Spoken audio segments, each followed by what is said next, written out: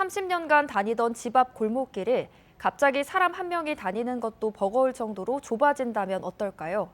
사유지지만 오랫동안 도로로 이용해온 땅을 사실상 도로라고 하는데 땅 주인이 울타리를 치거나 건물을 지으면서 통행이 어려운 맹지가 돼버리는 경우도 종종 발생합니다. 사실상 도로와 관련한 이런 갈등이 전국에서 반복되고 있지만 정확한 현황조차 파악되지 않고 있습니다. 변예주 기자의 보도입니다. 대구 남구의 한 주택가, 길 끝에 있는 집으로 가는 진입로에 검은색 울타리가 쳐졌습니다. 30년간 오가던 길이었지만 이제는 우산을 펴고 지나가기조차 쉽지 않습니다. 단 하나뿐인 진입로 폭은 65cm 남짓. 이 울타리가 만들어지면서 길은 사람 한 명이 겨우 지나다닐 정도로 좁아졌습니다. 몸이 불편한 어르신은 일상적인 출입을 하는데도 어려움을 호소합니다. 저 안에 뭐 자전거로 이렇게 무거운 거 좀 시장을 봐온다든지 필요한 걸 자전거 이걸 내방을 하는데 자전거 통행이 불가능하니까.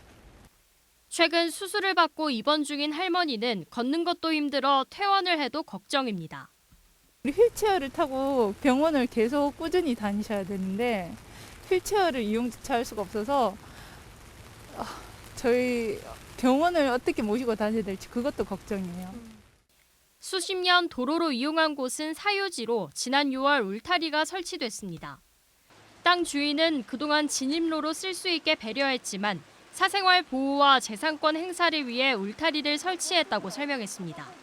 성행할 수 있는 어떤 범위 정도를 남겨놓고 저희들이 이제 활용하기 위해서 저희들은 이제 그걸 배려를 해준 거거든요.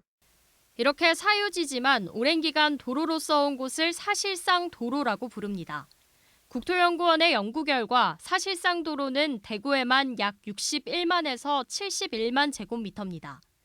전체 도로 가운데 비율로는 23.5%에서 27%로 전국 7개 특광역시 가운데 가장 많은 걸로 추정됩니다.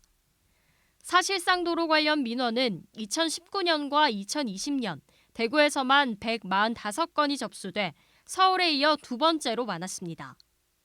문제는 사유지다 보니 지자체에서도 뾰족한 해법이 없다는 겁니다. 유자 쪽에는 설명도 한번 드리고 말씀은 드렸는데 이게 뭐 저희가 강제하고 이렇게 할 수 있는 권한 자체는 없는 그런 상황입니다. 전문가들은 장기적으로 지자체의 매입 같은 조치가 필요하지만 당장은 정확한 현황 파악이 우선이라고 조언합니다. 사실상 도로가 전국에 얼마나 있는지 그런 현황들을 먼저 파악을 해야 됩니다. 그 다음에 이제 어떤 방식으로 이 문제를 해결해 나갈지 이제 제도 개선이라든가 그런 여러 가지 정책 제안들을 정책 개발들을 좀 해나가야 될 것 같아요.